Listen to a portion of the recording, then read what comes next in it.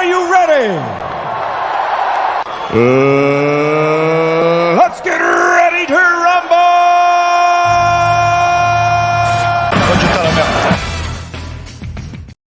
Salut les passionnés, ravi de vous retrouver ce lundi 20 mai. On est là, on est ensemble pendant 1h30 pour ce direct. Débriefer l'actualité foot, c'est le Dash Foot. Et comme d'habitude, vous montez en direct en visio quand vous en avez envie. Je trouve la caméra un peu chelou aujourd'hui, un peu noir et blanc. On est connecté aussi, bien sûr, depuis Twitch, bien sûr, depuis Kik et également sur la chaîne Twitter et bien sûr en bonus avec vous, les amis TikTokers. On va mettre un petit coup de lingette. Venons-en aux dernières secondes historiques de cette saison, historique de l'Olympique Lyonnais et de celle de Brest également, parce que c'est complètement dingue ce qui s'est passé hier. On va revenir d'ailleurs sur le capot du virage nord lors de ce Lyon-Strasbourg qui célèbre la dernière possible, fort possible d'Anthony Lopez, puisqu'il devrait être un bien brésilien. Alors, il va lancer avec moi ce chant que vous aimez tous, virage nord. Celui où vous lancez les mains de droite à gauche. Et à la fin, que l'Olympique Lyonnais, tu connais Anto? Tu connais? T'es sûr? C'est toi qui me lances.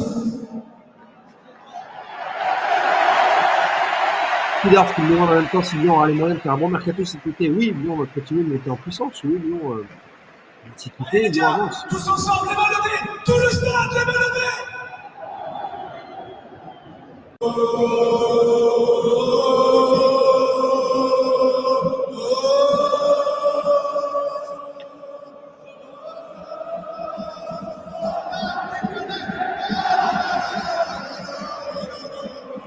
Voilà, la fête, la fête. La fête du côté des tribunes du Groupama Stadium pour cette qualification, donc 2 buts à 1 de la part des Lyonnais. On va revenir aussi sur les résultats, les notes du match de ce Lyon-Strasbourg avec le Roi Lacazette qui a permis cette qualification, ce retour. On se souvient qu'il y a 6 mois, Lyon était dernier du classement.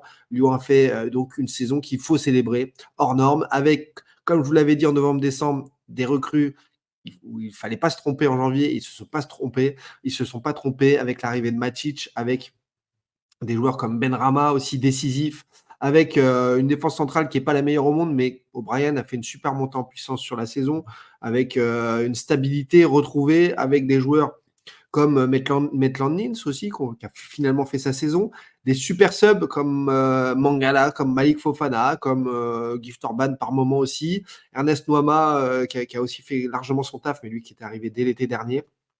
Bref, les Lyonnais qui ont un temps été sortis de cette Ligue Europa puisqu'il y avait match nul. Le Strasbourg était revenu. Et finalement, 96e minute de jeu, ce penalty de Lacazette qui envoie les Lyonnais aux anges. Exceptionnel scénario, exceptionnel suspense. Formidable, en tout cas pour les Lyonnais qui se faisaient chambrer par le monde entier il y a encore quelques semaines, par les Marseillais en janvier qui leur disaient mais jamais de la vie, vous nous repasserez devant. Et finalement, ils l'ont fait 6e du championnat en Europa League après une saison comme ça. Mais bravo Textor, qui était lui hier après-midi avec les U15 aussi de Lyon. Et voilà, c'est un actionnaire très, très, très présent. Alors, il y a peut-être un peu d'ego, un peu de mégalo, un peu de ce que vous voulez. En tout cas, cet homme d'affaires qui s'est fait lyncher d'ailleurs par certains avant même son arrivée à l'Olympique Lyonnais. Désolé, mais il a su redresser le navire de façon admirable, de façon historique, de façon jamais vue, tout simplement. Donc bravo, et ça, il fallait le dire. On voit ce classement avec Lyon qui termine même à 6 points de la 4e place. Enfin, c'est quand même incroyable. Quand d'autres comme l'OM ont fait des dégringolades énormes, l'OM qui finit avec 50 points, l'OM qui finit, je crois, avec 1,47 points par match là depuis 12 mois, c'est cataclysmique, c'est pire bien sûr que l'ère Rudy Garcia, c'est un raté monumental. On écoutera dans un instant d'ailleurs à ce sujet Pablo Longoria, Mathieu, Mickaël ou Salim qui voudront parler de la saison. Salim qui vient de se connecter en direct, on va en parler. Célébrons également de la même façon la fête à Brest. La fête à Brest, ça c'est un plaisir obligatoire. On va se regarder les images de la fête à Brest, bien entendu, depuis les vestiaires brestois, parce que ça, c'est la magie aussi, cette petite musique. Très belles images du vestiaire brestois. Vous voyez également l'arrivée des Brestois accueillis en héros ce midi. Image de France Bleu. Ce midi, les Brestois accueillis à la mairie. On va voir ça devant quelques centaines de supporters. Pour ça, l'accueil à la mairie, ils sont qualifiés, les Brestois, et c'est la fête. La Bretagne.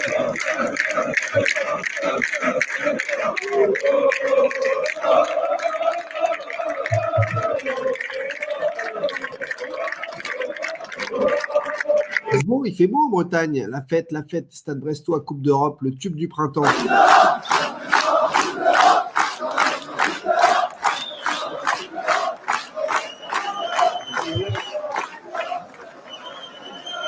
Saison inimaginable, saison hors norme, saison incroyable pour le Stade Brestois. D'ailleurs, le maire l'a dit. Je vois le maire de Guingamp tout à l'heure. Oui, au Roudourou, a priori, c'est en bonne voie pour jouer la Ligue des Champions la saison prochaine pour les amis de Brest. Alors, la Ligue des Champions, puisqu'ils finissent 3e, ils sont sûrs de la jouer. Buteur Amavi. D'ailleurs, pour ceux qui n'ont pas vu le but d'Amavi, c'est un délice. Il a pu marquer en Ligue 1 depuis 2020. Amavi, prêté par l'OM. Première titularisation de la saison. Il met un coup franc en lucarne que vous allez voir ici. C'est Eric Roy qui n'a pas eu de... On le rappelle, hein, qui est arrivé il y a 1 an et demi, qui n'avait pas de club pendant 10 ans. Et il arrive avec toute une ambiance hyper négative de ce club qui n'y arrivait plus trop. Et Eric Roy, qui n'avait pas eu de club depuis 10 ans, c'était mais que vient faire Eric Roy ici? Et en 1 an et demi, il te les envoie 3e de Ligue 1. Vive la Bretagne, nous dit Fred OM d'Arène, qui nous dit qu'aussi Eric Roy va être sollicité. Alors ça, je ne sais pas. À voir, mais en tout cas, ça bouge beaucoup. Alors, on peut faire un petit point sur ce qui bouge d'ailleurs, rapidement, puisqu'on parle de Ligue 1, allons-y, notamment au niveau des directeurs sportifs. Ça bouge énormément. Lorenzi, le directeur sportif, l'architecte du stade brestois, lui, s'en va, c'est annoncé. Alors, certains l'envoient à Lens, d'autres à Nice, ça part dans tous les sens. On ne sait pas du tout où il va rebondir ou partir ou se régénérer ou autre. En tout cas, il est partant de Brest. Donc ça, c'est un vrai truc, un game changer, un truc qui change la donne. Première chose. Ensuite, on a Florent Ghisolfi, architecte du RC Lens, j'ai envie de dire la grande époque par rapport à cette saison, mais cette saison aussi avec la Ligue des Champions, c'était autre chose pour Lens, c'est normal. Ghisolfi qui était parti à Nice. Avec le désengagement de Radcliffe, etc., de Nice, on a l'impression petit à petit, c'est bizarre ce qui se passe, etc. Ghisolfi part à la Roma. Donc, ça change, ça fait de la place du côté de Nice. Et là, on nous annonce que le ticket Florian Maurice Genesio pourrait se remettre en place pour succéder à Francesco Farioli, annoncé à l'Ajax d'Amsterdam dans les prochains jours. Énorme, les changements. Donc, est-ce que le ticket Genesio Maurice plaît aux supporters niçois? On va le voir, mais en tout cas, c'est gage de sérieux, gage de bonne réussite aussi, et de continuité dans le développement de l'OGC Nice. Il y a du changement à la direction sportive aussi de Lens qui est attendu, avec les choix aussi de Francaise. Donc, beaucoup Thibaut, architecte de l'OM. Ouais, bon, ça, ouais, on a bien dessiné l'OM en avance, on a bien spoilé ce qui arrivait, ça c'est sûr. Ça bouge beaucoup au niveau directeur sportif, mais aucune annonce à l'OM. Ah oui, à l'OM aussi, il y aura du changement aussi au niveau direction sportive. Mais ça, tout a déjà été annoncé, enfin pas publiquement, oui, c'est vrai. Mais bon, attendons. Donc voilà, beaucoup de changements à ce niveau-là. Juste comme on parlait de Brest et de la fête à Brest, qu'on a montré les images, rapidement juste les notes du match pour cette dernière de Brest à Toulouse, cette victoire 3-0. Encore un match réussi de Mounier, décidément très bon en pivot, très bon de la tête, de Madi Camara, l'ancien Stéphanois, de la défense centrale, toujours fiable, beaucoup d'énergie, malgré l'absence de Lesmelou, malgré l'absence, il y avait un Del Castillo qui était sur le banc, avec une équipe qui a su faire sans les absents. Victoire nette, claire, chez des Toulousains qui sont meilleurs cette saison à l'extérieur qu'à domicile, mais qui ont fait finalement une saison que j'aurais pensé plus difficile en deuxième partie de saison, mais sans la Coupe d'Europe, finalement, ça leur a fait un bien fou et ils ont pu prendre les points qu'il fallait prendre assez tôt pour se sauver rapidement.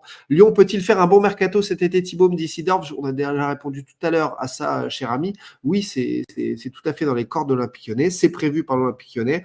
Puisque tu es là, cher ami lyonnais, on n'a pas montré ces images de la fête au moment du coup de sifflet final à Lyon. Et ben on peut la joie, l'explosion, passer de dernier à 6e en quelques mois, c'est colossal. Ça méritait bien ces images magnifiques d'émotions sportives. Ça, on aime tous. L'explosion de tout le club lyonnais. Pierre Sage et les Lyonnais l'ont fait. Voilà les amis. Allez, parlons justement de l'Olympique de Marseille avec ces images-là qui marqueront aussi la saison de Longoria, Pablo Longoria, le président, poil directeur sportif pendant longtemps. La saison complète, on peut dire finir 8e du championnat, c'est pas acceptable. C'est inadmissible. J'ai une sensation vraiment de déception. Je m'imagine comme tous nos supporters, comme tous les suiveurs de l'OM, même pour vous. Ce n'est pas une saison acceptable dans laquelle on doit faire autocritique. On a beaucoup déjà analysé, on va continuer à analyser. Maintenant, c'est le temps aussi de chercher, de commencer à reconstruire pour la saison prochaine. La tête, c'est déjà là-bas depuis quelques moments, mais surtout, il faut faire autocritique. Tout le monde, on est responsable. La chose la plus importante, c'est pas là. C'est pas admissible de finir une saison sans une qualification européenne.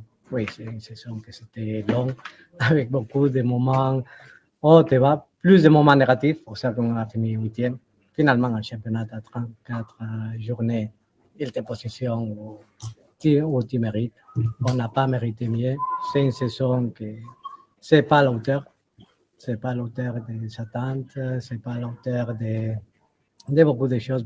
Pablo Longoria, lucide, finalement, aller au micro après cette rencontre au Havre, puisqu'il parle de classement inadmissible, etc. Le problème, encore une fois, c'est cette saison d'avoir masqué les problèmes, d'avoir essayé de faire de la communication par-dessus les nuages, par-dessus le brouillard. Mais Pablo Longoria n'est pas le seul responsable non plus de tout ça, tant le club, par sa gestion globale, sa faute, son manque de ligne directrice, ce rachat en coulisses qui pose problème aussi, tant que c'est pas révélé, eh ben ça n'a pas aidé la gestion au niveau du pouvoir, parce que c'est en effet c'est latent en sous-main. Quand est-ce que ça tombe? Il faut continuer à faire vivre le club, à le développer en attendant. Donc forcément, ça a été très compliqué. C'est pour ça que je lui jette pas complètement la pierre. Il a fait aussi de très bonnes choses. L'Olympique de Marseille, du centre de formation, a aussi des choix très justes à l'été 2021 puis 2022.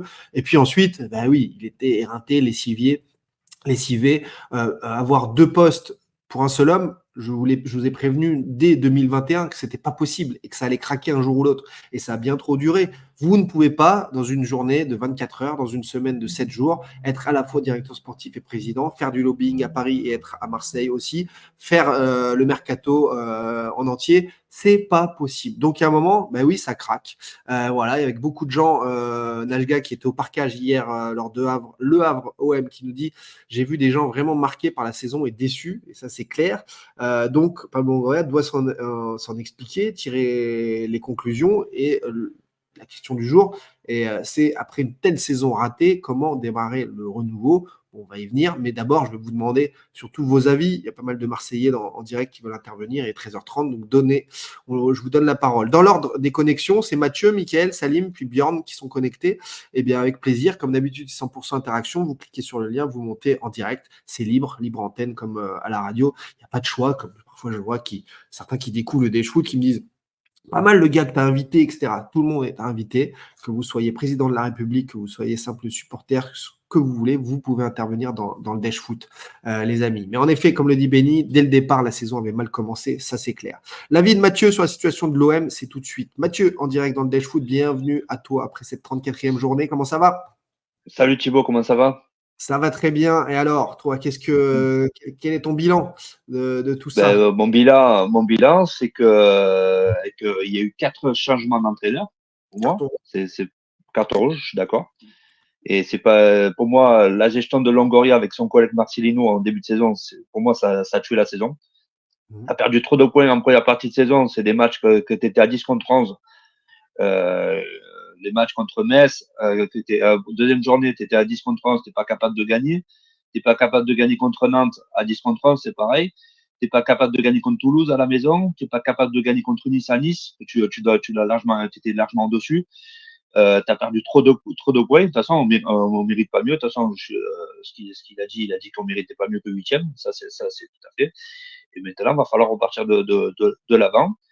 Et pour moi, Longoria, faut qu'il parte. Pour moi, c'est la fin de Longoria pour moi à l'Olympique de Marseille. il faut repartir de l'avant avec du renouveau. Et je sais très bien que sans Coupe d'Europe, c'est un mal pour un bien pour l'OM. Moi, je pense que l'année prochaine peut être que mieux que cette année. Elle peut pas être pire. C'est pas possible. On sait qu'on ne pourra pas changer tous les joueurs de cette année. On sait que voilà, il va y avoir beaucoup de changements, mais on sait, pour l'instant, on est un peu dans l'inconnu. On attend de voir vraiment ce qui va se passer. Merci Mathieu pour son analyse de supporter. Vous montez quand vous voulez, 100% interaction, vous cliquez sur le lien. Bien entendu, je vois un message aussi pour nous dire que on veut de la stabilité, mais on change tout tous les ans. Oui, ça a été un petit problème du côté de l'Olympique de Marseille. Thibaut, je croyais que Fonseca avait un accord avec le club anglais. En effet, il a donné son accord sur un projet avec un club anglais. Il a donné son accord aussi au Milan. Et là, il fait les choses bien. Il veut s'entretenir avec son président pour dire certainement au revoir. Il a eu plusieurs coups de fil en effet avec Mehdi Benassia pour l'Olympique de Marseille. Dans mes explications, il n'y a rien qu'à changer. Après, si vous allez sur certains sites putaclic et que vous prenez qu'une phrase de, par exemple celle que je viens de dire, bah, tu peux faire un article sur il a un accord avec un club anglais, il a un article sur il a un accord avec un club italien, un article sur il y a eu 3 coups de fil avec Benassia, et en effet tu peux du coup arrêter là à chaque fois et faire 3 angles différents, alors que ma phrase était pourtant très française, très claire et très normale pour des négociations mercato. Voilà. Thibaut, hier soir j'étais avec les frères Berbachi à Marseille, me dit Pacha, apparemment le club est vendu pour la fin juin. Oui, bah, c'est quelque chose qui tu ne nous spoiles pas, Pacha, hein, tout le monde le sait. Hein, donc la question, c'est quand est-ce qu'ils vont le dire, quand est-ce qu'ils vont officialiser. Voilà, d'ailleurs, on fera certainement des Dash Foot depuis le sud de la France cette semaine, les amis. I love this game. Sacré Patrice. Allez, Salim, l'homme au grand cœur. Je t'ai dit, Salim, il faut que tu me contactes en privé. En plus, je dois passer vers chez toi, vers chez vous dans la semaine. Si on peut se croiser dans la vraie vie, ce sera avec grand plaisir. I love this game, bien entendu. Salim, en direct dans le Dash Foot. Ça fait plaisir. Ah, ça me fait plaisir. Ça me fait plaisir de te voir.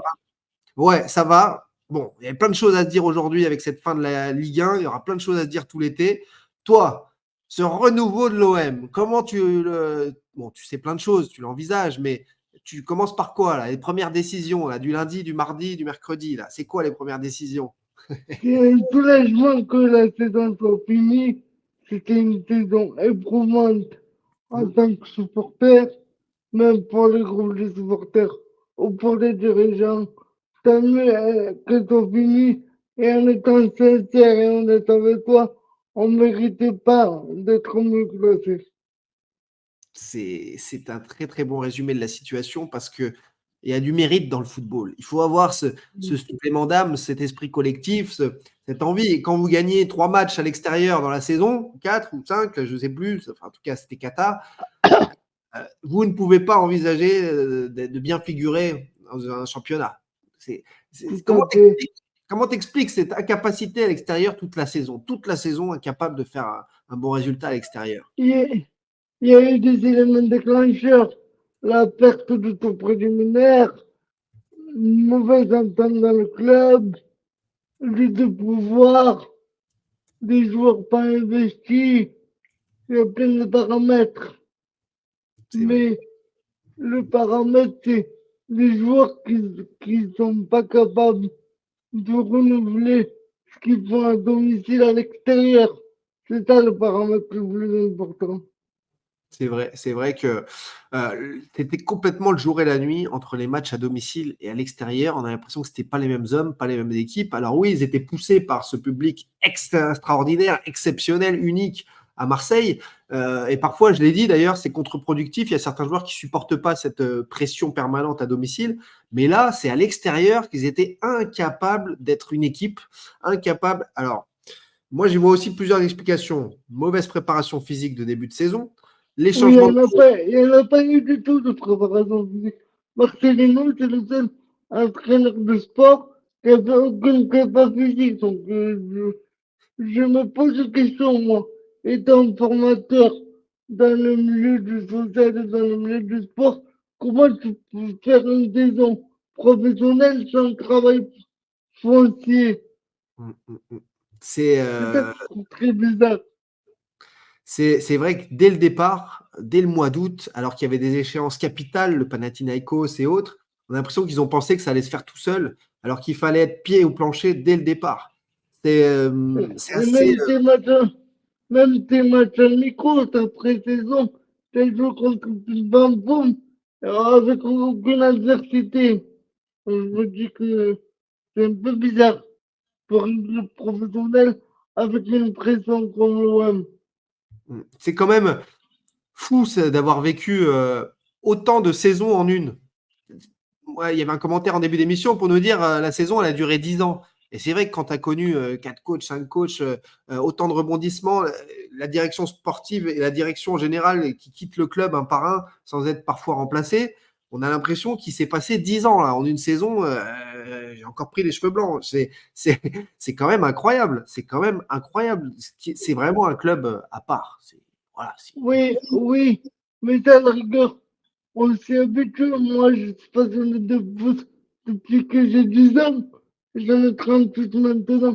On sait que quand on vient à l'OM, au Paris Saint-Germain, ou au Real Madrid, ou au Bayern, on est mis sous le feu de projecteur. Et les joueurs qui signent, ils le savent. On sait qu'à Marseille, il y a le folklore, on sait qu'il y a la pression de la ville. Je veux dire, tu le sais avant que tu signes à l'OM. Sinon, tu viens pas. Et quand on voit d'ailleurs ce classement de la Ligue 1 avec ce classement des buteurs où Aubameyang finit quatrième meilleur buteur avec 17 buts, quand on voit que l'OM en a mis 52 cette saison, c'est bravo à lui d'avoir été si rigoureux. Ce champion qui a eu besoin de quelques semaines aussi pour s'acclimater, mais bravo d'avoir tenu le cap parce que il aurait pu aussi se dire mais avec la carrière que j'ai, etc. Mais où je suis, comme c'est pas possible, et flancher.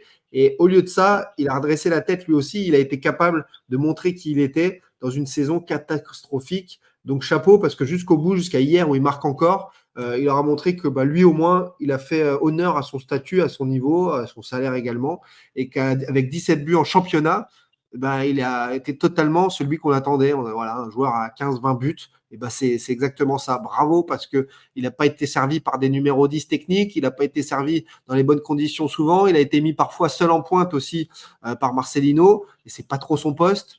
Donc, il n'a pas été aidé par moment. Donc, comme tu le dis, Aubameyang, il faut souligner son apport, son professionnalisme et ce qu'il a fait sur cette. Après, j'aimerais revenir sur un truc important. Déclaration de M. Pavlov encore rien.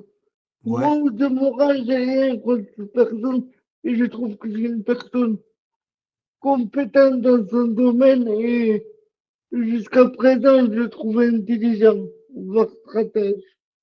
Ouais. Après, il s'est manqué sur 2 mercatos.